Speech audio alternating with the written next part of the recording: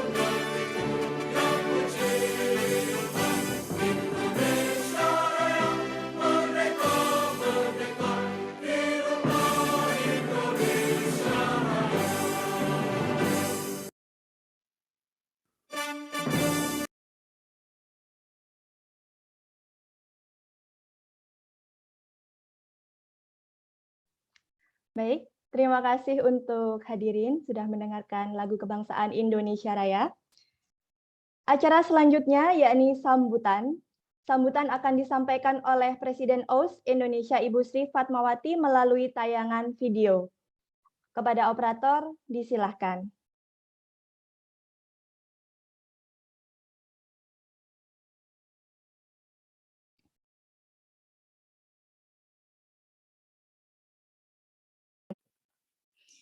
Terima kasih. Bismillahirrahmanirrahim. Assalamualaikum warahmatullahi wabarakatuh. Pada kesempatan ini, alhamdulillah kita semua diberikan nikmat sehat, oleh Tuhan Yang Maha Esa dalam acara OS Talk Series yang sudah berlangsung di tahun 2021 sebanyak 8 kali. Dan OS Indonesian Talk Series yang ke-9 ini dapat kita ikuti bersama karena dedikasi dan kerja keras dari semua tim ya, terutama Ibu Litma Leni beserta Mbak Nurina, Mbak Eka dan semuanya. Pertama izinkan saya mengucapkan terima kasih kepada narasumber kita yang merupakan anggota OS, Dr. Neni Nuraini, Mbak Neni. Topik yang disampaikan tentunya sangat menarik ya dan sangat relevan untuk kita ketahui bersama terkait dengan vaksin booster dan juga update terkait Omikron. Acara ini merupakan salah satu media bagi perempuan peneliti utamanya anggota dengerin emak-emak aja dalam rangka memberikan sumbangsih keilmuannya kepada bangsa Indonesia. Dan tentunya Dr. Neni merupakan salah satu ilmuwan perempuan yang cukup signifikan di bidang vaksin ya Bu Neni. Kemudian tak lupa saya juga mengucapkan terima kasih kepada moderator kita Dr. Desyana Olengka dari UIN Syahid Ali Rahmatullah Tulungagung ya, yang sudah berkenan untuk memoderasi acara kali ini.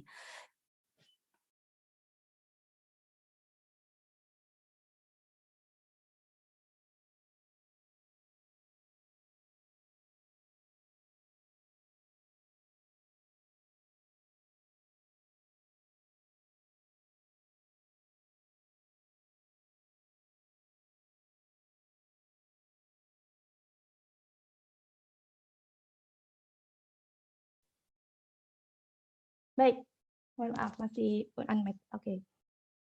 Oke, terima kasih untuk sambutan dari Ibu Sri Fatmawati. Benar sekali topik hari ini sangat penting untuk kita simak bersama yang mana memberi pengetahuan lebih pastinya nanti ya. Nah, ini adalah salah satu sumbangsih kita juga sebagai perempuan yang dimana bukan lagi sebagai pelengkap, namun kita memiliki peran penting dalam keluarga, masyarakat, dan juga bangsa.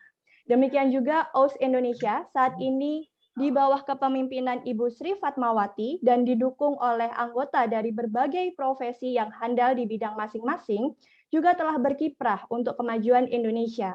Untuk itu, marilah bersama kita mengenal lebih dekat OS Indonesia melalui tayangan pemutaran video profil OS Indonesia. Kepada operator disilahkan.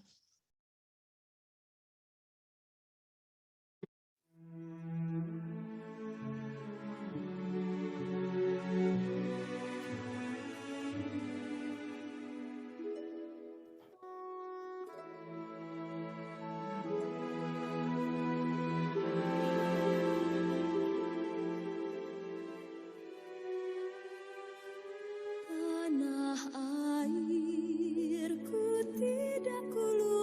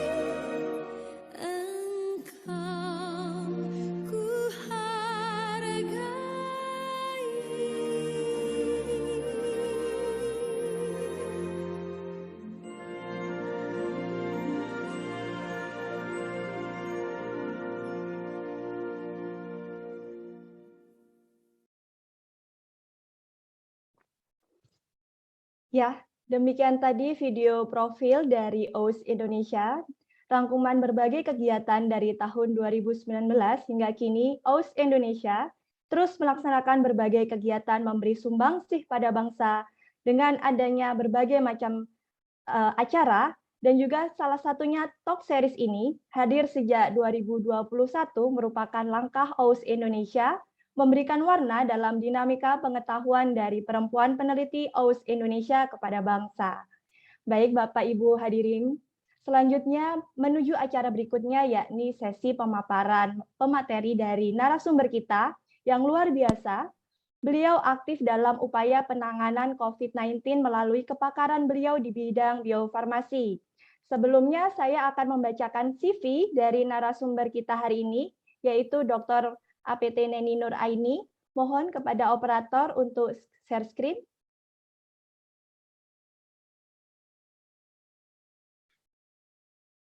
Baik, Dr. APT Neni Nur Aini saat ini menjabat sebagai Kepala Divisi Pengembangan Translasi Produk Biofarmasi di Bio Farma, menempuh pendidikan sarjana di Farmasi dan Apoteker Institut Teknologi Bandung tahun 1996,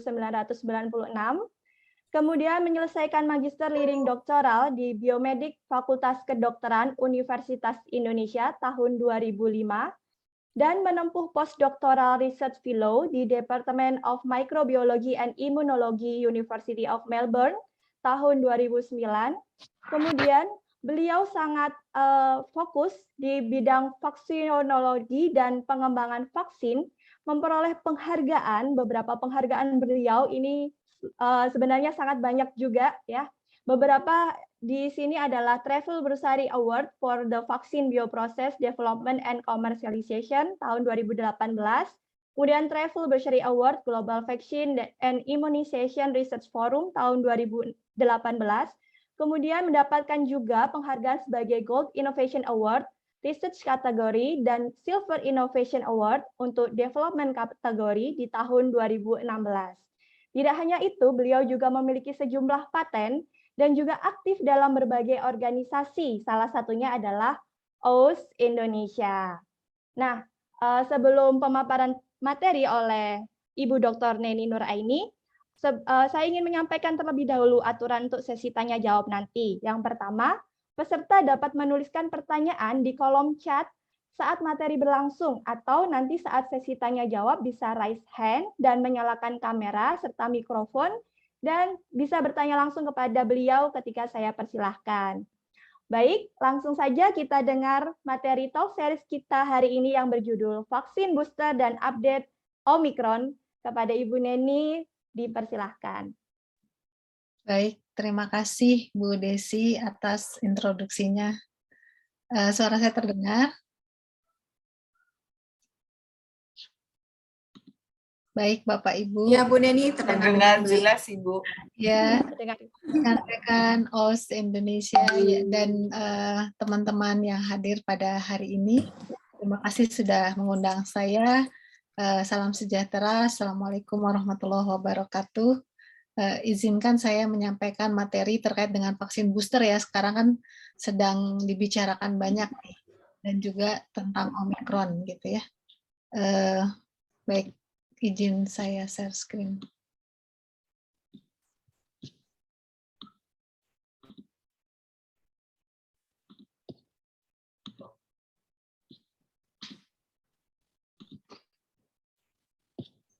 Sudah terlihat ya? Ya, sudah, Ibu. Nah, ini lagi slideshow, Bu Neni. Oh ya, baik. Sudah ya. Oke, sip. Ya.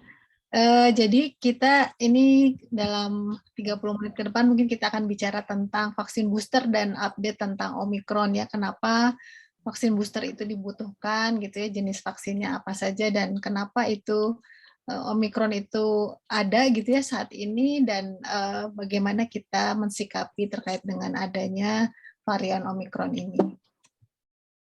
Nah, rekan-rekan, ini outline presentasi saya. Jadi saya bicara dulu terkait dengan vaksin secara umum, kemudian jenis vaksin dan vaksin COVID-19 yang beredar mungkin sudah banyak yang tahu ya.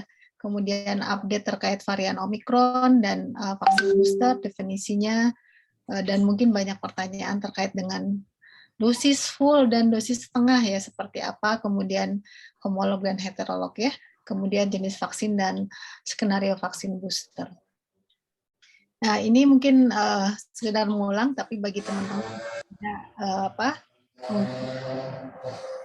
kalau banyak terkait dengan vaksin, mungkin saya ulang kembali bahwa jadi vaksin itu kan merupakan sediaan ya, bisa merupakan bagian dari virus, bakteri, atau bagian dari antigen. Sekarang teknologi terbaru bisa saja itu adalah bentuknya mRNA, peptide, atau DNA yang bertujuan untuk memberikan menghantarkan antigen ke dalam tubuh dan nantinya akan memberikan kekebalan yang spesifik terhadap antigen yang kita berikan ya.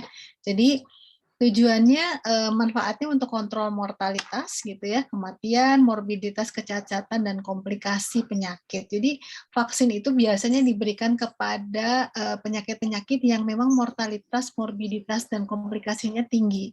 Jadi untuk misalkan sakit-sakit yang lain kan tidak perlu harus semuanya diberikan vaksinnya. Jadi vaksin ini telah melindungi terutama anak-anak di bawah 5 tahun balita terhadap kematian oleh karena campak gitu ya, kemudian neonatal tetanus dan juga pertusis gitu.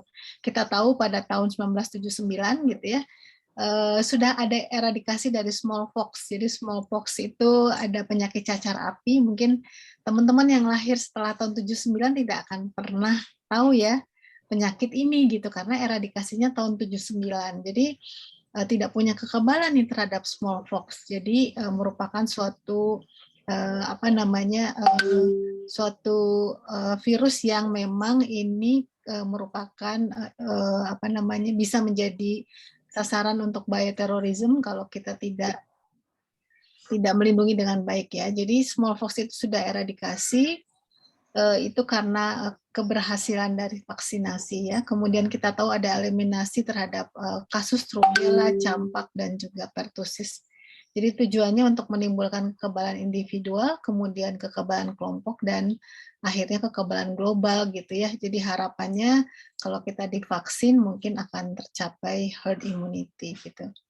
Nah, tujuan dari COVID-19 vaksin sendiri adalah pertama menurunkan kesakitan dan kematian akibat dari COVID-19, kemudian inginnya sih mempercepat ya kekebalan kelompok herd immunity, tapi kita tahu bahwa tidak mungkin kita mencapai kekebalan kelompok itu kalau tidak average dari vaksinnya tidak tinggi gitu, apalagi misalnya virusnya menyebar dengan cepat. Jadi sekali lagi ini memang sangat tergantung dari capaian imunisasi itu sendiri. Kemudian melindungi dan memperkuat sistem kesehatan serta menjaga produktivitas dan tentunya meminimalkan dampak sosial dan ekonomi.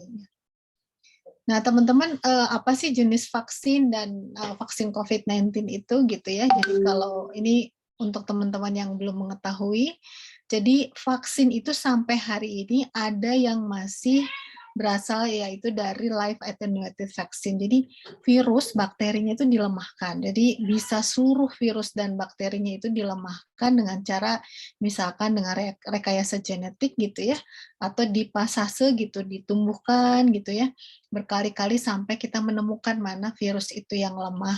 Jadi dia walaupun lemah tetapi tetap memberikan respon imun yang kita inginkan ya. Jadi tidak menimbulkan sakit. Misalnya untuk campak ya, ibu-ibu mungkin sering dengar tuh ada MMR gitu ya, mumps, rubella. Kalau sekarang mungkin sebentar lagi akan ada kampanye MR ya, measles dan rubella. Karena dua-duanya memberikan kasus kematian yang tinggi, terutama measles, yang rubella itu kecacatan pada bayi dalam kandungan ya. Jadi nanti pas anaknya lahir banyak kecacatan di situ. Kemudian juga varicella, cacar air juga termasuk live attenuated dan juga BCG. BCG itu adalah untuk pemberian untuk pencegahan vaksin penyakit tuberkulosis ya. Nah, ada juga jenis yang dimatikan. Jadi dimatikan itu bagian dari virusnya atau bagian dari virusnya gitu yang sudah dimatikan gitu ya, atau bakteri yang dimatikan bisa dengan reaksi kimia atau pemanasan. Misalnya pertusis nih. Jadi itu adalah salah satunya itu semua bakteri ini dimatikan dengan cara pemanasan ya. Tapi ada bagian-bagian subunitnya yang kita sering sebut sebagai acellular pertussis. Kemudian ada yang inactivated poliovirus ya, masuk juga ke bagian golongan ini. Kemudian flu, kemudian juga yang COVID-19 yang Sinovac, Sinopharm itu masuk di kill inactivated antigen ya. Kemudian ada yang toxoid. Nah, toxoid ini adalah toksinnya yang berbahaya. Misalnya pada difteri dan tetanus itu yang menyebabkan kematian itu adalah toksinnya. Jadi kita membuat toxoidnya dengan cara diinaktivasi menggunakan suatu reaksi kimia misalkan. Dan ada satu lagi jenis yang vaksin rekombinan, jadi dia melalui rekayasa genetik, jadi target protein atau antigen dari virus itu kita produksi di satu sistem ekspresi ya, di E. coli atau di ragi gitu ya, contohnya hepatitis B, human papilloma virus gitu ya, untuk yang kanker serviks, ini diproduksinya di ragi ya. Kemudian teknologi-teknologi yang terbaru gitu ya, breakthrough teknologi misalnya vaksin mRNA, DNA, viral vector, dan vaksin peptide gitu ya. Karena pandemi ini, vaksin yang tadinya bertahun-tahun itu tidak pernah muncul ya, kita tidak pernah mendengar. Ini adalah hikmahnya ketika pandemi ini, vaksin-vaksin ini bisa di first in human atau yang juga bisa masuk ke uji klinis fase 3 sampai pada penggunaan deploy di manusia ya, sampai jutaan dan bahkan miliaran dosis ya. Nah, ini pengembangan vaksin tentunya memerlukan waktu yang cukup lama nih, rekan-rekan 6 sampai 11 tahun gitu ya, dari mulai kita research-nya tentang vaksin itu sendiri, antigennya, penyakitnya gitu ya, yang mana sampai kandidat vaksinnya kemudian masuk ke uji preklinis di hewan uji, lalu masuk uji klinis fase 1, fase 2, fase 3, dan tentunya kita memerlukan proses untuk pendaftaran di Badan POM, misalkan kalau di Indonesia ya. Nah, ini proses licensure-nya juga perlu waktu gitu. Nah, ketika pandemi tentunya kita harus mempercepat ya semua prosesnya. Kalau tidak, mungkin banyak kematian, kecacatan yang terjadi. Oleh karena itu ada relaksasi regulasi.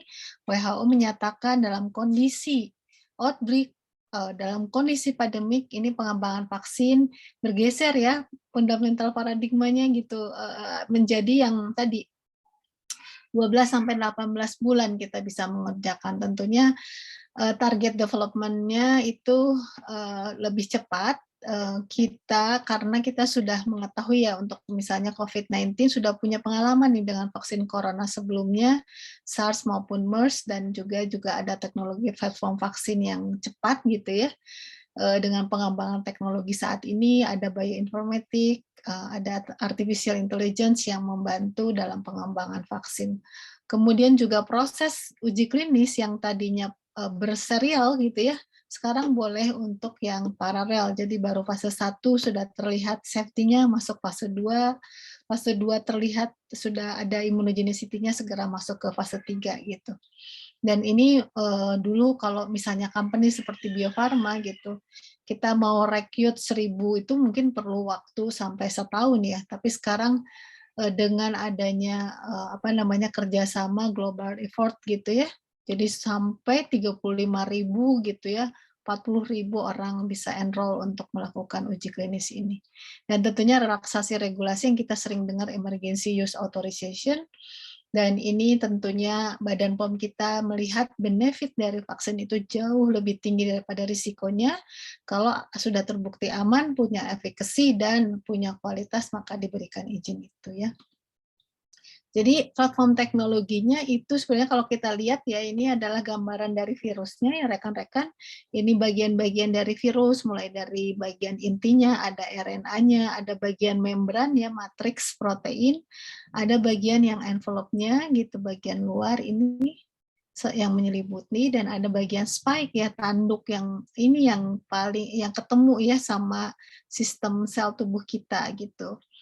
Nah, di sini kalau kita perbesar ada juga reseptor binding domain yang memang akan mengikat pada reseptor tubuh kita ya, yang disebut dengan acetoreseptor. Jadi kalau kita bisa membuat antibodi yang memblok yang warna ungu ini, maka kita akan terlindungi ya. Nah, ini pemberian antigennya itu bisa endogen, bisa eksogen. Jadi antigen yang endogen itu yang diproduksi dalam tubuh gitu ya. Contohnya yang vaksin vektor ya, yang adenoviral vector gitu. Jadi dia si antigennya itu dimasukkan DNA yang mengkode antigen spike ini dimasukkan ke dalam suatu vektor virus gitu ya, adenovirus. Nanti ini dimasukkan ke dalam tubuh kita dan tubuh kita akan memproduksi protein target ya. Demikian juga yang endogen itu yang tipe DNA dan RNA vaksin. Sementara kalau eksogen itu proteinnya kita produksi di pabrik gitu ya, di industri. Misalkan yang rekombinan protein subunit yang hanya memproduksi spike aja gitu ya, atau daerah RBD aja gitu ya dengan rekayasa genetik. Kemudian yang inactivated atau yang live attenuated. Jadi tapi tujuannya sama. Pada prinsipnya ingin menghasilkan antibodi yang dapat menetralisir virus gitu ya. Jadi silahkan saja ya platform teknologinya apa saja, tetapi tentunya ada persyaratan yaitu keamanan dan efikasi minimum 50% ya. Nah, ini adalah vaksin-vaksin yang sudah beredar, tentunya sudah bertambah ya tabel ini gitu ya. Tapi ini kita melihat bahwa vaksin-vaksin ini yang muncul gitu ya pertama kali dan sudah banyak digunakan gitu. Yang pertama adalah AstraZeneca. Ini merupakan viral vector, jadi adenovirus gitu ya. Kemudian dia pemberiannya 2 kali ya. Dan biasanya 8 sampai 12 minggu jarak di antara kedua suntikan, dan dia disimpan di 2 sampai 8 dan sudah mendapatkan WHO Emergency Use Listing dan juga memenuhi persyaratan regulatory authority yang lebih ketat, misalnya Eropa, EMA, TGA di Australia, dan MHRA di UK gitu ya. Kemudian ada yang viral vector juga, yaitu Gamaleya dan Johnson & Johnson juga ya. Nah, ini yang Gamaleya belum mendapatkan WHO AUL, jadi masih WHO SAGE, sementara Johnson & Johnson sudah mendapat WHO EUL ya. Nah, ini yang ini 3 minggu bedanya, kalau ini hanya 1 kali gitu ya. Dan yang Moderna serta yang Pfizer ini tentunya berbeda. Walaupun dia sama-sama mRNA, ada yang 4 minggu, ada yang 3 minggu di antara 2 dosis waktu primary ya kita mendapatkan vaksin ini. Kemudian ada yang Sinovac dan Sinopharm yang inactivated, dan juga ini ada Novavax ya, protein subunit menggunakan satu adjuvan tertentu. Jadi yang sudah mendapat AUL itu AstraZeneca, kemudian Johnson & Johnson, kemudian Moderna, Pfizer, Sinovac, dan Sinopharm ya. Jadi Novavax dan Gamaleya masih under review dari SAGE. Nah, perbedaan teman-teman selain platform teknologi tentunya adalah shipping storage ya. Nah, ini ada penyimpanan nih. Penyimpanan yang cocok untuk Indonesia itu 2 sampai 8 derajat ya di negara tropis gitu dan kepulauan seperti kita. Nah, kalau di luar dengan infrastruktur yang baik, mungkin untuk Pfizer dan Moderna yang disimpan di -80 nih untuk Pfizer dan Moderna -25, kita melihat bahwa diperlukan suatu kiat-kiat ya untuk dapat infrastruktur yang baik ini di negara tropis seperti Indonesia. Jadi oleh karena itu pemerintah tentunya waktu di awal menggunakan lebih banyak vaksin Sinovac dan yang AstraZeneca ya. Nah, teman-teman, tapi kita tahu bahwa di dunia ini tentunya akses terhadap vaksin juga terbatas, dan karena Indonesia termasuk yang low middle income countries ya, ketika COVID-19 ini kita yang dari middle income countries turun menjadi low middle income countries, kita eligible untuk mendapatkan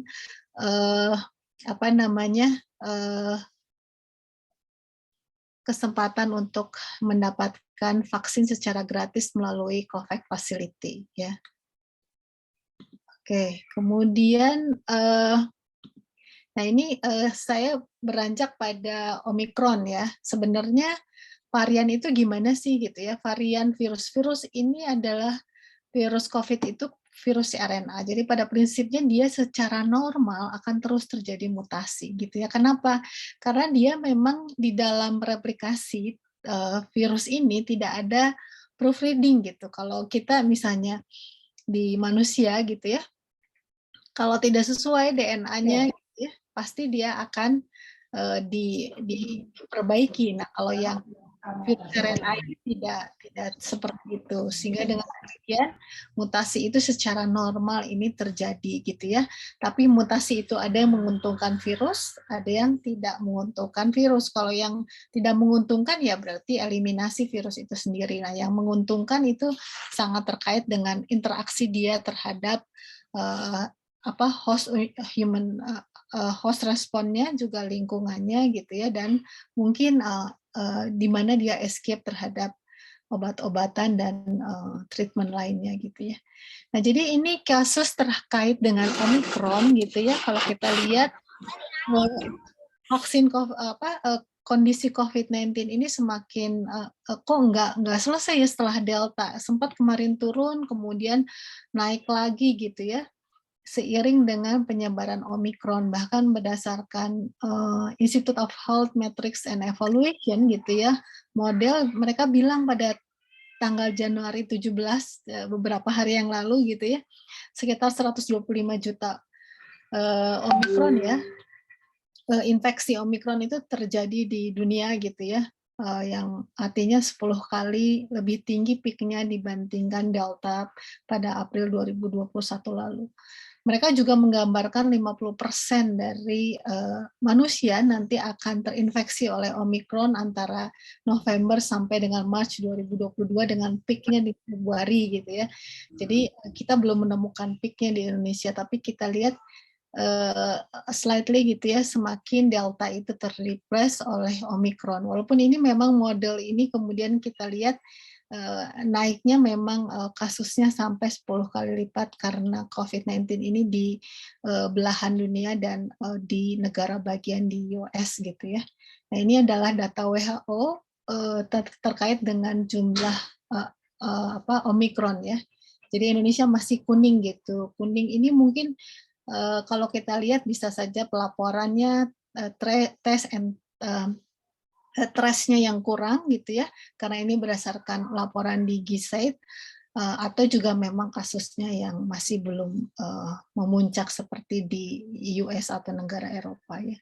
Jadi kalau kita lihat memang secara alami virus itu terus bermutasi, dan kita lihat ada waktu awal kan namanya Wuhan strain ya, waktu yang ancestor-nya, kemudian ada varian-varian lainnya yaitu alpha gitu ya, kita dengar ada beta dulu di Afrika juga nih ketemunya, kemudian ada yang varian gamma di Brazil, di gamma atau Brazil yang ditemukan di Jepang, kemudian ada varian delta dan varian omikron terakhir ya, diumumkan 26 November 2021 per 18 Januari sudah tersebar di 145 negara gitu.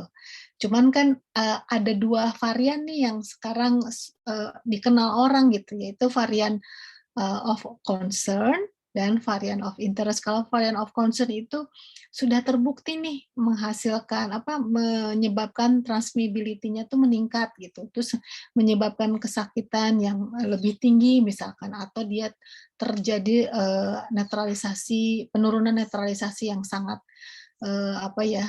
signifikan gitu ya terhadap antibodi yang kita miliki, baik karena antibodi itu terbentuk oleh natural infection maupun dengan vaksinasi gitu ya. Juga menurunnya effectiveness dari treatment maupun vaksin, dan juga bisa aja diagnostic detection-nya menjadi gagal gitu. Kalau varian of interest itu dia lebih masih dalam suspek gitu ya, atau change-nya perubahannya sedikit ya dibanding kalau kita lihat di varian of concern. Nah, ini teman-teman, jadi memang Omikron itu kalau kita lihat dia mutasinya sangat banyak ya di reseptor binding domain yang tadi warna ungu yang saya sampaikan. hingga lebih dari 30 titik mutasi gitu, mempengaruhi pengenalan antibodi dan ikatan ya ke reseptor tubuh kita. Jadi resiko reinfeksinya meningkat. Misalkan teman-teman ada rekan-rekan kita yang sudah pernah kena Delta, jadi kemungkinan bisa kena Omikron juga gitu, atau vaksin kita sudah divaksin, tapi kemungkinan bisa kena Omikron juga walaupun gitu ya, dia sebenarnya OTG gitu, tidak terlihat gejala-gejalanya. Nanti akan kita lihat sifat-sifatnya lebih detail. Nah ini sudah terdeteksi, ini per 145 negara per 17 Januari, ini maaf belum saya ganti slide-nya, kemudian kita melihat adanya Moderna, Pfizer mengumumkan kita bisa membuat vaksin dengan strain Omicron ini dalam waktu 100 hari gitu ya. Jadi amino acid yang berubahnya itu sampai 50 gitu ya. Dan kalau kita lihat rekan-rekan, ini jenis-jenis mutasi yang kita temukan gitu ya pada spike protein yang tadi penting untuk perlindungan kita terhadap vaksin. Dan kita lihat memang sudah mulai ya yang Delta itu terreplace dengan Omicron gitu.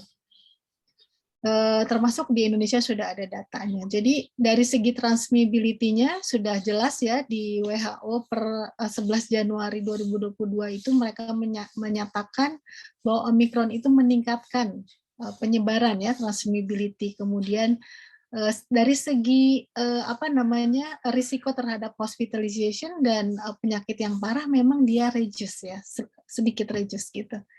Tapi ini mengincrease terhadap risiko reinfeksi dan kemungkinan beberapa rapid antigen itu nggak bisa terbaca ya, sehingga memang kita perlu WGS atau whole genome sequencing atau menggunakan metode S gene target failure ya. Nah ini ya, dari segi transmissibility sudah ada bukti langsung yang menunjukkan Omicron meningkatkan transmissibility gitu ya. Kemungkinan penurunan resiko masuk rumah sakit dan keparahan penyakit, tapi jangan kita, karena ini lebih rendah ya kita santai aja dengan adanya Omicron. Nggak bisa seperti itu ya. Kenapa? Karena memang kita tahu kalau semakin banyak orang yang sakit, kemungkinan kita akan banyak yang diisolasi, jadi kegiatan kita terhenti ya. Kemudian mungkin di rumah sakit juga kegiatannya semakin terhenti, artinya pelayanan terhadap pasien menjadi berkurang. Dan orang-orang yang kena komorbid atau orang-orang komorbid imunokompromis itu sangat rentan untuk kena sakit dari penyebab Omicron ini ya. Kemudian ini ya terbukti meningkatkan resiko reinfeksi. Kemudian juga dia kalau dia menggunakan primer dengan multi target, tidak pakai S-gene saja sebagai target, maka PCR-nya bisa menguji gitu ya. Dan terhadap vaksin terlihat ada penurunan proteksi dengan adanya Omicron, namun perlu penelitian lanjutan terhadap data effectiveness atau real world data di populasi dan apakah booster itu memang sangat menguntungkan ya. Nah ini kita lihat bahwa data-datanya gitu ya, saya tidak tahu waktunya masih cukup atau tidak, tetapi ini kita lihat doubling time-nya hanya 3 sampai 3,2 hari saja sudah terjadi eksponensial gitu ya. Kita lihat dalam waktu beberapa hari Filipina dalam seminggu sudah 45.000 gitu kasus yang Omicron ya. Jadi teman-teman di sini juga mungkin Indonesia baru berapa ya kemarin 700-800-an ya kita kena Omicron di DKI terutama kasusnya. Jadi tetap harus hati-hati dan menjaga protokol kesehatan ya. Jadi sudah tersebar dari 145 negara dan kita lihat bahwa increase reinfeksi akibat dari Omicron sudah dilaporkan di beberapa jurnal dan effectiveness terhadap vaksin sampai turun 41 kali ya, fold-nya turunnya sangat besar gitu. Jadi tapi dengan adanya booster memang ada perbaikan ya dibanding tanpa booster gitu. Kita lihat ini tandanya sebelum hanya 2 kali dan ketika ditambahkan booster perlindungan terhadap Omicron menjadi naik ya, baik yang Pfizer, Moderna maupun yang AstraZeneca gitu ya teman-teman. Nah ini mohon maaf grafiknya sangat kecil sekali tapi ini menjelaskan terkait dengan beberapa vaksin dan bagaimana effectiveness dari vaksin ini terhadap keparahan penyakit, kemudian munculnya gejala gitu ya, terjadinya infeksi dan netralisasi antibodi. Nah, semua ini ada varian alfa, beta, gamma, delta dan omikron. Jadi omikron itu kelihatan ya, yang datanya lengkap. Yang ini bukan berarti tidak terjadi penurunan, tapi mungkin datanya yang kurang lengkap. Itu hampir semua terjadi penurunan, bahkan kalau kita lihat yang tanda panah 3 kali ini menunjukkan reduction dari netralisasinya sampai 10 kali lipat ya. Jadi antibodi memang membantu dalam netralisasi virus, namun mungkin kita tahu ada imunitas T-sel ya, juga yang bisa mencegah infeksi dan yang datang dan menyebabkan reaksi yang parah. Nah, contohnya data di Afrika 35% tervaksinasi orang-orangnya, tapi 80% sudah terinfeksi sebelumnya oleh COVID-19, menunjukkan data hospitalization yang rendah di South Africa ya. Jadi ini mungkin kalau yang tertarik bisa lebih lihat detailnya ya di Weekly Epidemiology Report 18 sampai 19 Januari oleh WHO ya. Nah, ini juga penting teman-teman, sekarang vaksin yang terbaik adalah vaksin yang tersedia saat ini. Jadi kita nggak bisa milih-milih yang protes gitu ya, pengen vaksin ini, karena memang akses kita terhadap vaksin juga terbatas gitu. Jadi yang terbaik adalah yang tersedia saat ini, dan WHO menyatakan tetap penting kita memvaksinasi walaupun munculnya varian-varian baru gitu ya. Nah, terakhir mungkin di penyampaian saya terkait dengan vaksin booster gitu, ini adalah strategi yang diperlukan pada saat Omikron, jadi tetap teman-teman prokesnya tetap dijaga 5M-nya, kemudian tentunya pemerintah terus melakukan test and tracing dengan agresif dan tepat sasaran, treatment tetap disediakan dengan baik termasuk pusat-pusat isolasi dan akselerasi vaksinasi. Jadi Indonesia itu untuk vaksinasi kedua kan masih 50% mungkin ya, jadi masih perlu vaksin lanjutan dan juga booster pada rekan-rekan yang sudah lewat dari 6 bulan. Jadi vaksinasi booster itu definisinya adalah vaksinasi COVID-19 setelah seseorang mendapatkan vaksinasi primer yang tadi ya, apakah dia dapat AZ, dapat Pfizer, Moderna, Sinovac gitu ya, dosis lengkap nih, jadi 2 kali gitu ya, dan ditujukan sebenarnya untuk mempertahankan tingkat kekebalan dalam tubuh kita dan memperpanjang masa perlindungan.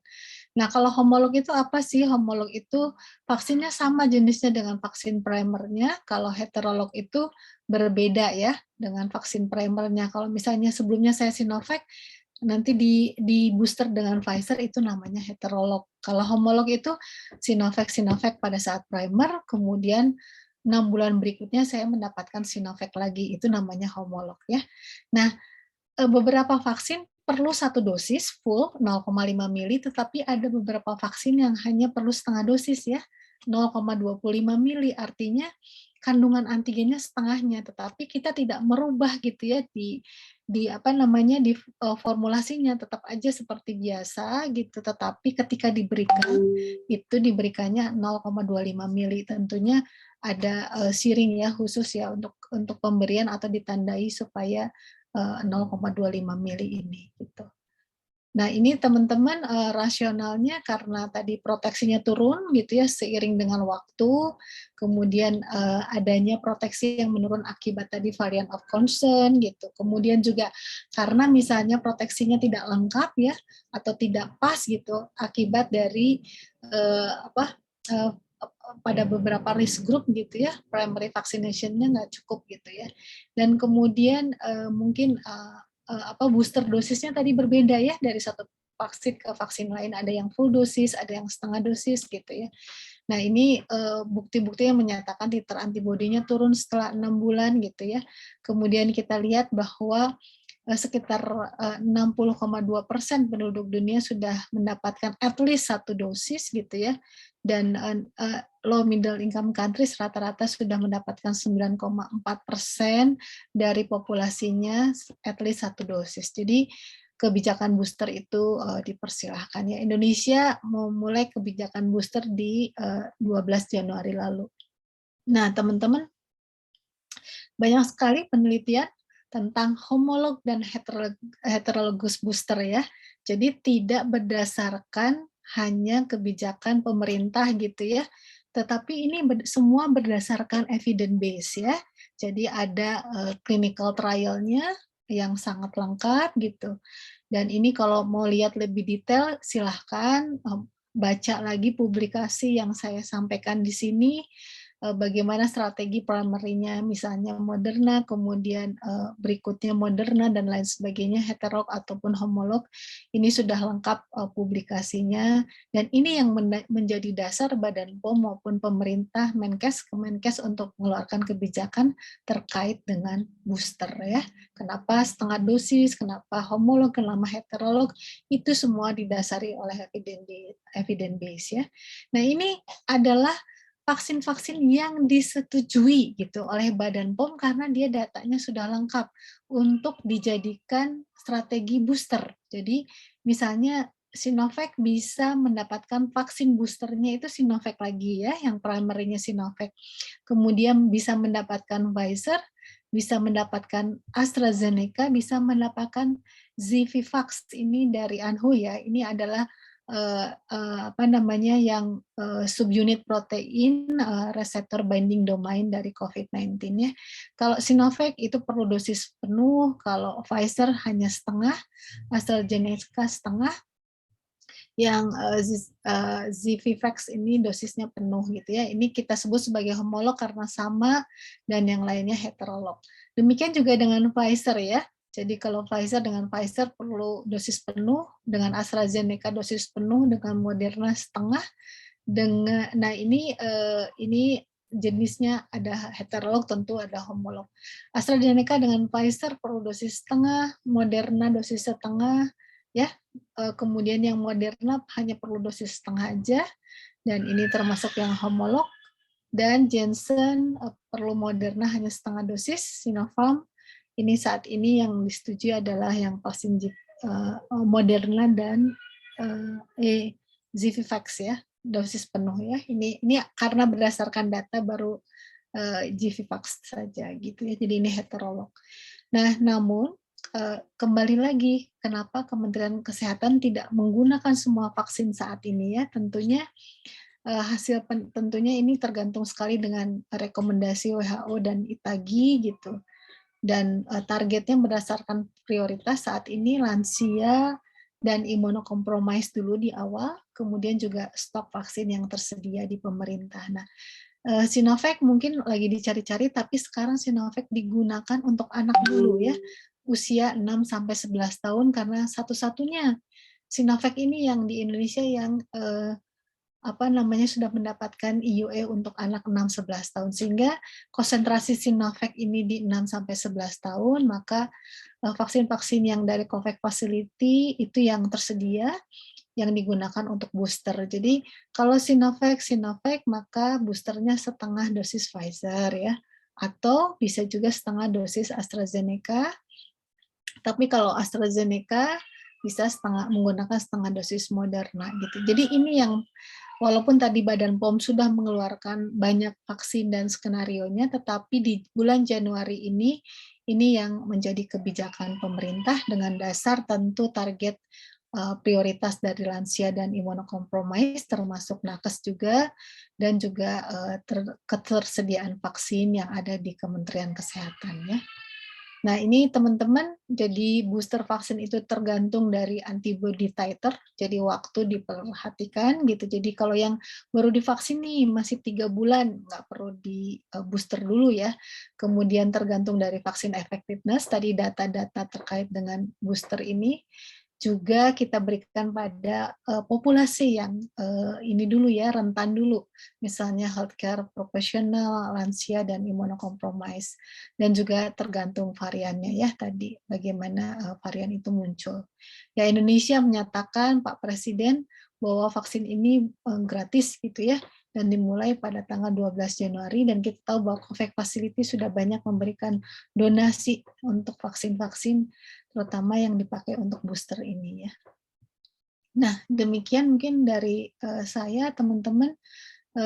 Ini per 19 Januari sudah ada total 882 orang dengan kasus Omikron, dan kita tahu bahwa transmissibility-nya sangat tinggi, jadi tetap hati-hati, jaga 5M gitu ya. Demikian dari saya, terima kasih atas perhatian, mohon maaf atas segala kekurangan, dan saya kembalikan ke Bu Desi. Assalamualaikum warahmatullahi wabarakatuh. Waalaikumsalam warahmatullahi wabarakatuh. Terima kasih Bu Neni. Luar biasa pemaparannya, materi hari ini disampaikan sungguh menambah pengetahuan saya secara pribadi juga.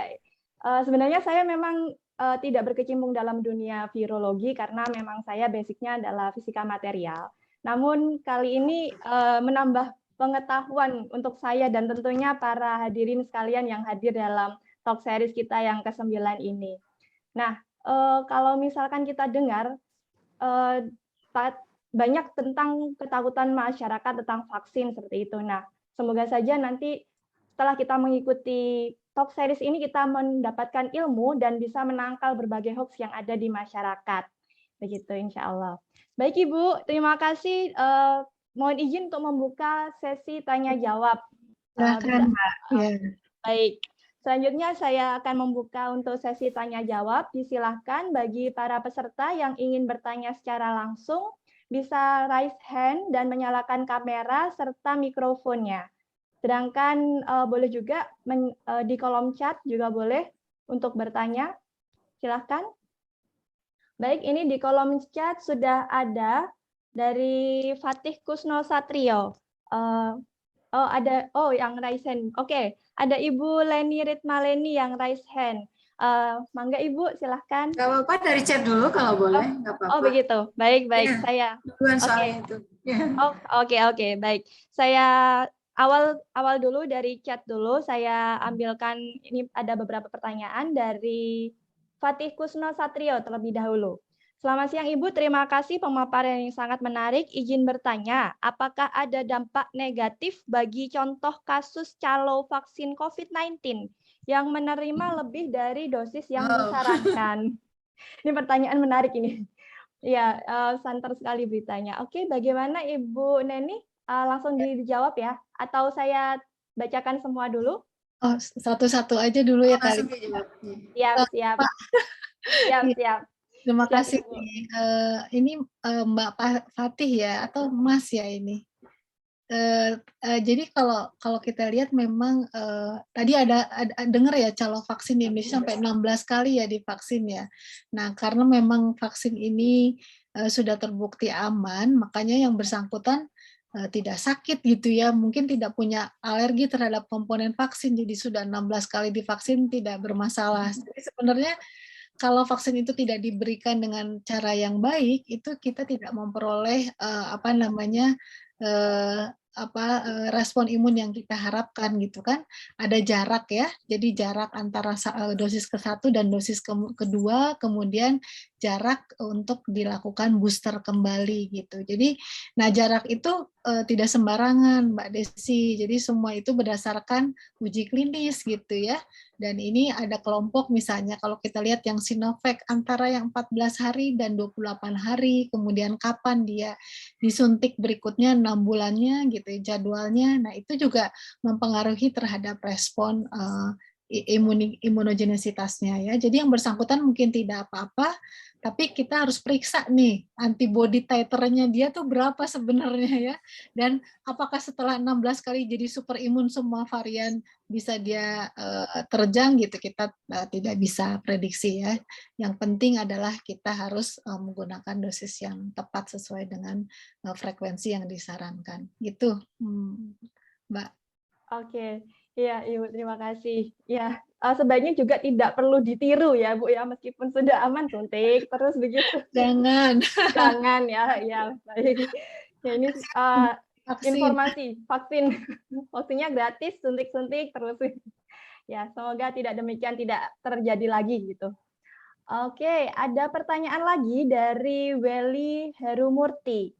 Berdasarkan studi saat ini, apakah vaksinasi booster akan harus dilakukan setiap 6 bulan sekali, misalkan booster 4, 5, dan seterusnya?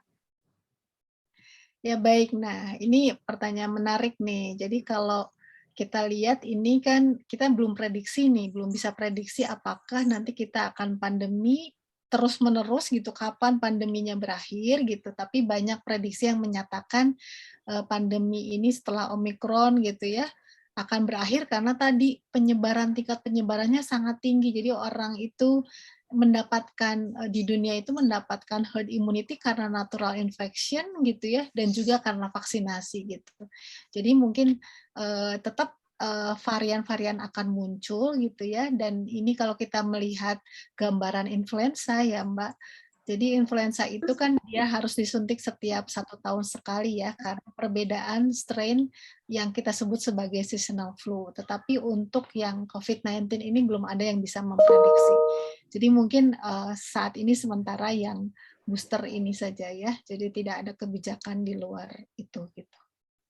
Kita lihat secara epidemiologi ke depan apakah dia akan menjadi epidemi gitu ya, seasonal, atau dia berakhir gitu ya, dan tidak diperlukan lagi vaksin. Iya, jadi masih perlu penelitian lebih lanjut, demikian ya Bu ya. Oke, terima kasih atas pertanyaan dan juga jawabannya. Selanjutnya tadi ada Ibu Ritma Leni yang raise hand. Bagaimana Ibu? Oh ya, baik. Ya. Oke. Karena tidak ada yang bertanya, saya yang bertanya. Baik, peserta yang lain boleh ya sambil ngetik pertanyaannya. Saya sampaikan dulu pertanyaan dari saya. Ya baik Bu Neni, sangat menarik ini karena kami di UGM besok Sabtu udah booster nih Bu. Jadi memang timingnya tepat ini untuk pencerahan bagi kami, terutama saya gitu. Nah yang saya tanyakan adalah tadi kan ada vaksin yang disimpan di minus 25 derajat Celcius ya, yang Moderna tadi. Nah, itu bagaimana memastikan suhunya tetap segitu ketika akan disuntikan ke penerima gitu ya. Kemudian yang kedua, karena kan di Indonesia suhunya panas nih Bu, terus udah ditenteng-tenteng gitu kan pasti suhunya udah nggak minus 25 ya. Kecuali memang bawahnya mungkin di nitrogen cair gitu mungkin bisa gitu ya. Nah yang kedua adalah seandainya gitu Moderna itu suhunya tidak disimpan di suhu yang disarankan, bagaimana dengan efektivitasnya? Apakah masih oke atau bagaimana? Gitu. Oke itu dulu. Oh ya satu lagi pertanyaan dari saya juga, kenapa kalau homolog malah ini ya dosisnya 1 dosis gitu, tapi kalau heterok mah setengah dosis. Gitu.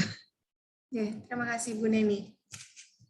Baik Bu Leni, banyak banget ya pertanyaannya nih. Tadi yang pertama terkait vaksin Moderna itu minus 20 derajat, kalau Pfizer malah minus 80 Bu. Iya.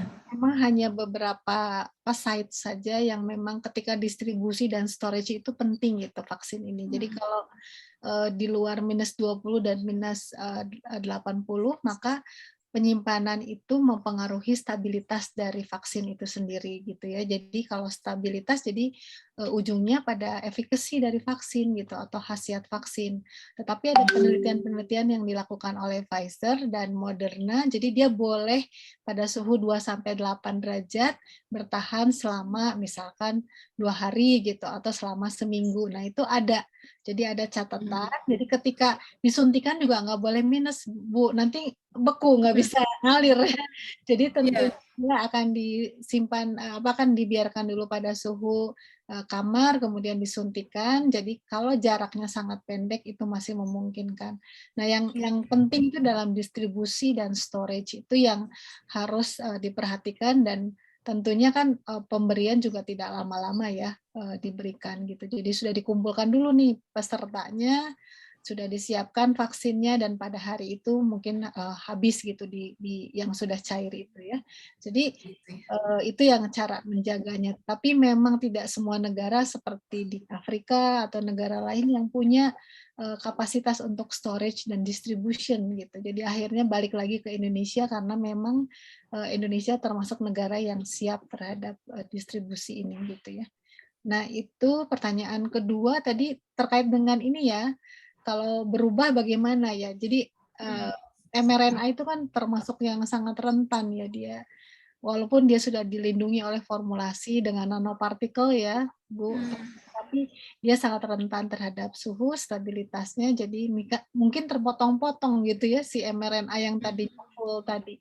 Bagaimana kita akan menghasilkan spike yang tepat gitu ya kalau gennya sudah si mRNA targetnya sudah terpotong misalkan. Jadi sehingga saat ini memang sedang dikembangkan formulasi gitu ya, bagaimana atau construction dari mRNA supaya dia lebih bisa tahan terhadap suhu yang lebih tinggi, misalnya di -10 gitu atau mungkin 2-8 derajat gitu.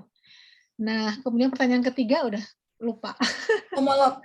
Kenapa homolog malah Ya, justru satu dosis gitu? jadi gini, jadi interim dari WHO itu jadi kalau ketika kita booster itu harus diberikan pada vaksin yang punya efikasi yang lebih tinggi gitu. Jadi kalau sama dia full dose. Misalnya kan Sinovac 65,3 ya si efikasinya. Jadi diberikan lagi Sinovac tapi tentunya harus full dose. Tetapi kalau Pfizer kan dia efikasinya 94% gitu. Moderna juga tinggi. Jadi dia diberikan setengah dos gitu ya, cukup untuk memberikan respon.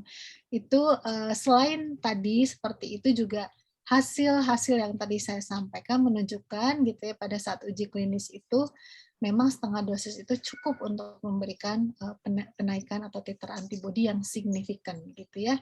Gitu. Jadi yang Sinovac itu kenapa satu dosis? Karena dia penelitiannya menunjukkan ketika diberikan booster satu dosis itu GMT-nya atau geometric mean titer-nya naik 20 kali lipat gitu ya. Demikian juga yang Pfizer atau Moderna. Oke, baik. Terima kasih Bu Neni. Sama. Baik. Silakan Bu Desi dilanjut. Iya Ibu, terima kasih. Ibu Neni, ini masih ada satu pertanyaan lagi dari kolom chat. Ini dari Ibu Susi Wilujeng. Saat ini ada untuk Sinovac dengan AstraZeneca dan Pfizer, dan AstraZeneca, Pfizer dan Moderna. Ini maksudnya mungkin vaksin boosternya, pasangannya ya Bu ya. Nah hal ini sebenarnya mempertimbangkan ketersediaan vaksin atau alasan ilmiah terkini. Mengingat kemarin kalau yang nakes Sinovac itu dapatnya Moderna, begitu.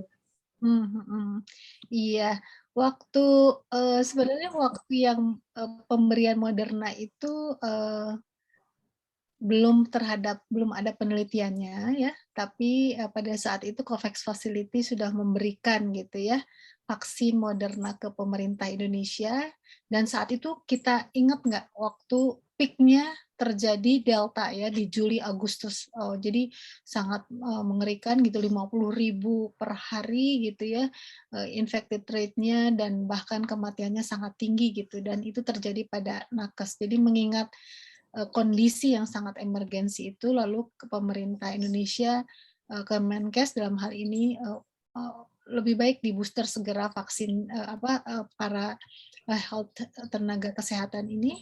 Iya, kemudian diberikannya adalah dengan Moderna karena pada saat itu vaksin yang tersedia adalah Moderna gitu ya. Kemudian setelah itu penelitiannya bermunculan gitu ya, penelitian yang terkait dengan vaksin ini, sehingga memang kita lihat enggak satu kan, tadi saya sudah sampaikan, misalkan kalau dia Sinovac boleh pakai Sinovac lagi, boleh pakai Pfizer, boleh pakai AstraZeneca, atau pakai yang Zivivax tadi. Jadi artinya itu sudah ada penelitiannya ya Mbak ya. Jadi kalau sekarang boleh saja kita misalkan kita menggunakan Moderna gitu ya. Tetapi ini yang sekarang ini memang tadi kita mengingat ada namanya stok ya, ketersediaan stok, juga bagaimana ke lansia ya, pengaruh terhadap lansia. Karena yang pertama diberikan itu kepada lansia gitu ya. Jadi yang pertama tadi ya Bu ya, vaksin yang terbaik adalah vaksin yang tersedia gitu. Dan tentunya pemberian vaksin juga sudah jelas memiliki banyak manfaat tentunya ya, yang meningkatkan kekebalan kita gitu, dan sudah dipastikan aman, jadi tidak perlu takut gitu. kadang kan memang kita berpikirnya kalau misalkan kemarin nakesnya Moderna, kenapa kita dikasih Pfizer gitu? Kadang orang awam dan saya sendiri pun sebenarnya juga mikir gitu, kok beda ya gitu. Ternyata memang sudah ada alasan dari di balik itu, sudah ada penelitiannya juga gitu. Jadi tidak perlu takut masalah perbedaan ini pemberian vaksinnya gitu. Oke. Ibu, mohon maaf ini sambil menunggu mungkin masih ada pertanyaan dari para peserta yang lain. Saya ingin bertanya ini pertanyaan pribadi. Nggak apa-apa ya Bu ya, boleh ya? Iya, Ini, boleh silakan. Oke. Masih ada pertanyaan lagi, satu lagi di bawahnya Mbak. Mungkin, bentar. Ini tadi mohon maaf. Informasi dari Bu Leni tadi di UGM ada vaksinasi booster untuk Civitas Akademika dilaksanakan di kampus gitu. Iya. Oh iya. Iya betul. Dilaksanakan di kampus kita di gedung besar di Geraha Sabah Pramana itu di UGM. Berlangsung selama beberapa hari. Jadi dibagi-bagi gitu. Jadi jam ini fakultas apa, jam ini fakultas apa. Gitu. Ya, berarti bisa ya untuk Civitas Akademi dari UGM di kampus.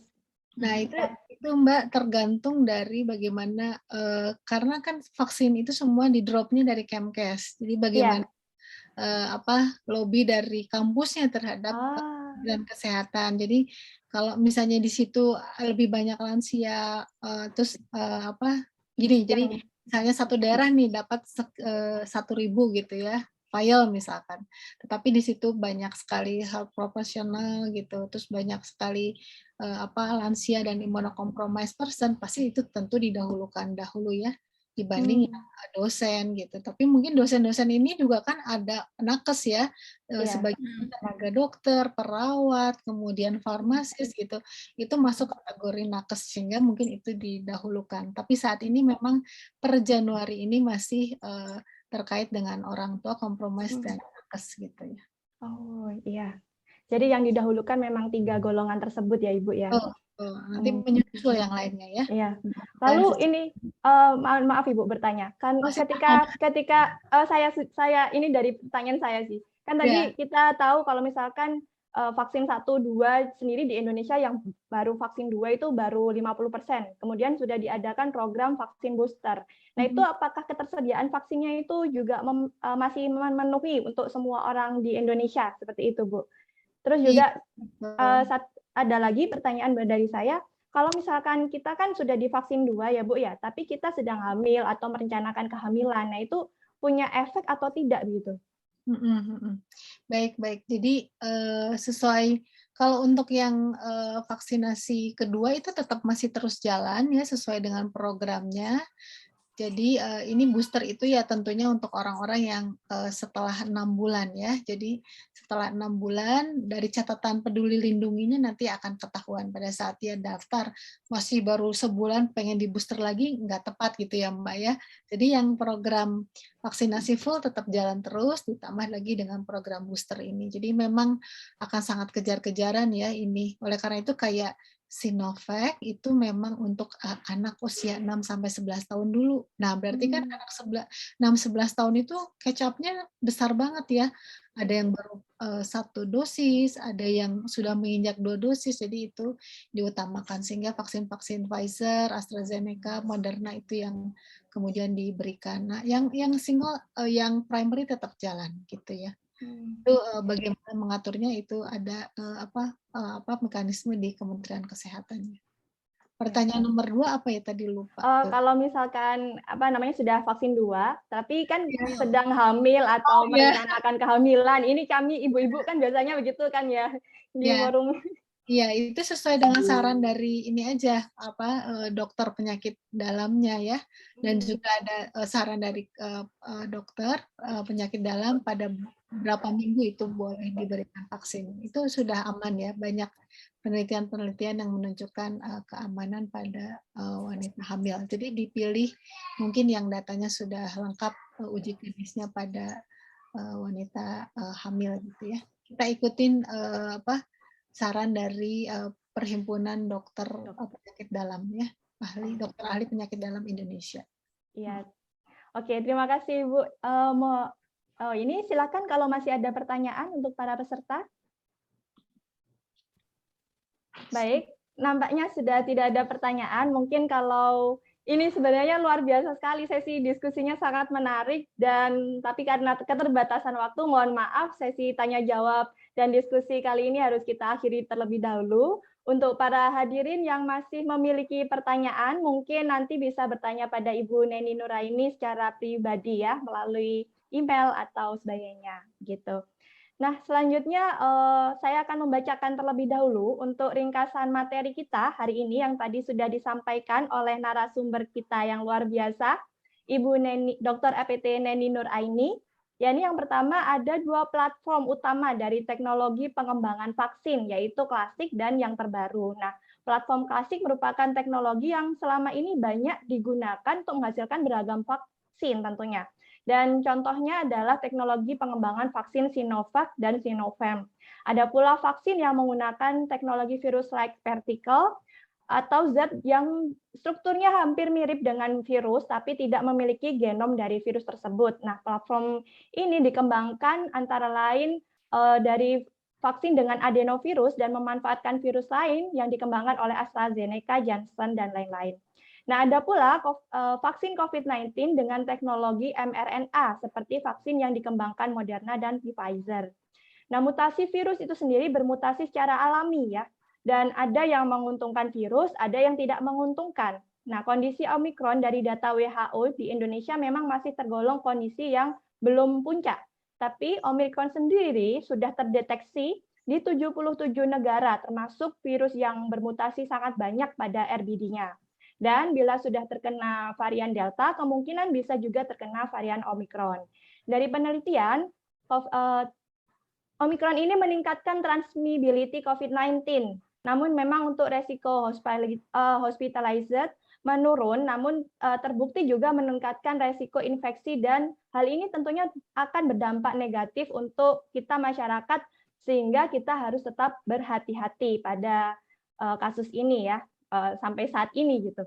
Nah, pada vaksin booster menunjukkan proteksi dan perbaikan pelindungan terhadap varian Omikron ini.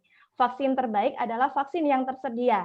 Dan pemerintah telah memulai program vaksinasi booster ini, di mana vaksinasi booster ini diberikan kepada orang yang berusia di atas 18 tahun dengan prioritas yang pertama adalah sasarannya lansia, kemudian penderita imunokompromis, dan telah mendapatkan vaksin dosis lengkap minimal 6 bulan.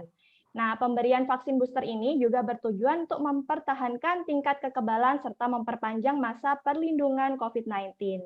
Nah, dari sini ada rekomendasi vaksin ada rekomendasi vaksin booster yang didasari dari vaksin primer yang sudah dilakukan, di mana ini sesuai dengan rekomendasi WHO. Sehingga mari kita bersama jangan takut vaksin, kalau yang belum vaksin silahkan vaksin, kalau yang sudah vaksin 1 dan 2 Anda bisa mendaftar untuk mendapat vaksin booster ya melalui aplikasi Peduli Lindungi dan marilah kita jaga diri kita bersama, keluarga, masyarakat dan ikut mensukseskan gerakan vaksinasi COVID-19. Dan meskipun telah divaksin, kita juga harus tetap disiplin menjaga protokol kesehatan 5M, mencuci tangan, memakai masker, menjaga jarak, menjauhi kerumunan dan mengurangi mobilitas. Baik. Semoga apa yang sudah disampaikan oleh Ibu Neni bermanfaat untuk kita semua. Terima kasih Ibu Neni Nuraini atas informasi ilmu yang sudah diberikan pada kami semua. Sama-sama, Mbak. Baik, hampir ya luar biasa. Selanjutnya acara berikutnya adalah penyerahan token of appreciation untuk pemateri kita hari ini yaitu Ibu Neni Nuraini yang akan diberikan oleh Presiden OS Indonesia yang diwakili oleh Ibu Ritmaleni PhD. Kepada Ibu Ritmaleni dipersilahkan. Baik, terima kasih Mbak Desi. Oke, Bu Neni, terima kasih dari OS Indonesia. Oke, untuk Bu Neni saya kasih pantun aja. Kita berpantun aja. Oke, ini pantun dari saya untuk Bu Neni khusus.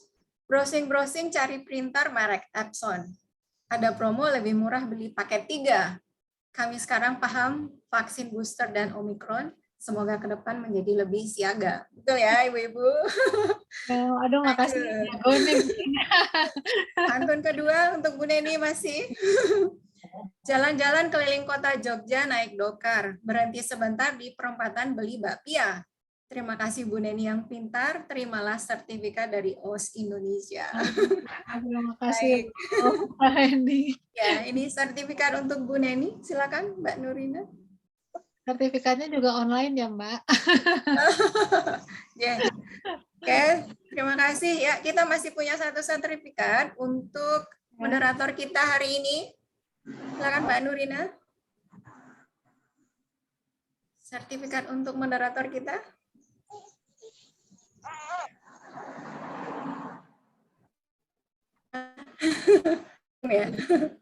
Ya, ini OTW. Oke, untuk Mbak Desi, saya kasih pantun juga. Beli susu mereknya Tropicana. Belinya di supermarket Kota Cikini. Terima kasih sudah bertugas Bu Desiana menjadi moderator yang menawan hari ini. Terima kasih Bu Desi. Terima kasih Bu Leni atas kesempatan dan pantunnya. Terima kasih sekali. Ya, sama-sama. Baik. Silakan dilanjut. Terima kasih. Siap. Selanjutnya mohon izin pada Bapak Ibu peserta hadirin sekalian, saya akan menyampaikan pengumuman. Pengumuman pertama adalah bagaimana cara kita menjadi anggota OS Indonesia. Nah, mohon untuk operator terlebih dahulu menayangkan slide-nya.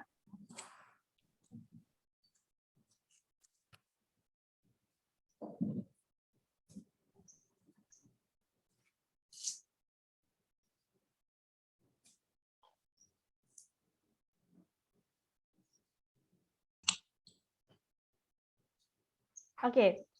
OS Indonesia atau Organization for Women in Science for the Developing World adalah salah satu organisasi perempuan peneliti Indonesia, di mana di sini jika para hadirin sekalian berminat menjadi bagian dari OS Indonesia dan turut memberikan sumbangsihnya, Anda bisa mendaftar dengan syarat, yaitu yang pertama harus perempuan ya, karena memang organisasi perempuan. Kemudian berpendidikan S2 atau S3 atau profesor pada bidang sains maupun sosial humaniora. Nah, kemudian syarat yang ketiga adalah tinggal di Indonesia. Nah, diinformasikan juga bahwa di OS Indonesia tidak ada membership fee ya. Kami sebagai anggota tidak pernah ditarik iuran ataupun bentuk apapun ya.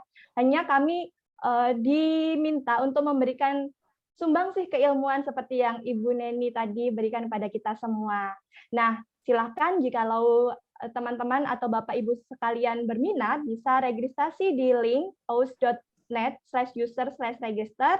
Kemudian jika ingin mendapatkan visual guideline-nya adalah di aus.net/aus/membership dengan mengupload dokumen untuk menjadi tipe sesuai dengan tipe keanggotaan. Jadi di OS ada dua tipe keanggotaan, full member dengan syarat mengupload ijazah master atau PhD-nya, kemudian affiliate member dengan mengupload ijazah sarjananya gitu.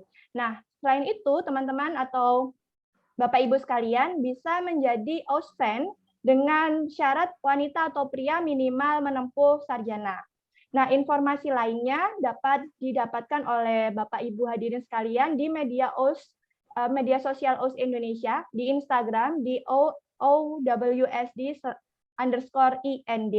atau Facebook OS Indonesia atau melalui email osindonesia@gmail.com. Nah, demikian informasi yang saya sampaikan untuk informasi yang pertama.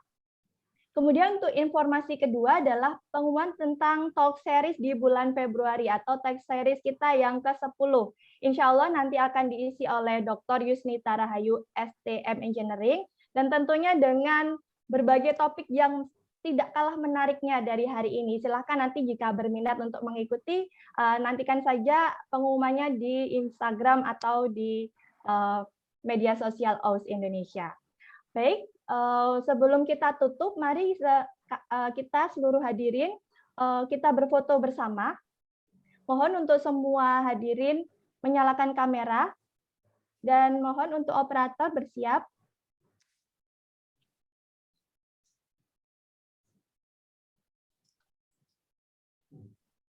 Oke.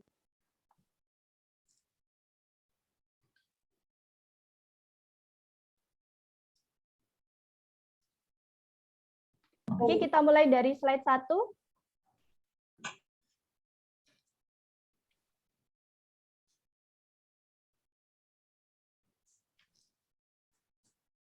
Oke, kita mulai dari slide 1. Kemudian slide 2. Kemudian slide 3.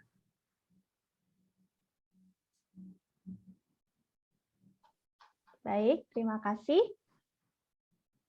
Baik, demikianlah tadi seluruh rangkaian acara kita telah lewati bersama. Kami ucapkan terima kasih dan penghargaan yang sebesar-besarnya kepada narasumber kita, Ibu Dr. APT Neni Nur Aini, yang telah memberikan ilmu yang sangat luar biasa, pengetahuan wawasan baru bagi kita semua. Terima kasih juga pada tim Talk Series yang telah mensukseskan acara kita hari ini. Terima kasih pada seluruh hadirin yang meluangkan waktunya untuk bisa hadir di kesempatan hari ini. Mohon maaf jika selama acara saya sebagai moderator terdapat kesalahan yang tidak saya sengaja. Sampai jumpa lagi di Talk Series kita ke-10 di bulan Februari. Saya tutup dulu. Wassalamualaikum warahmatullahi wabarakatuh. Waalaikumsalam warahmatullahi wabarakatuh.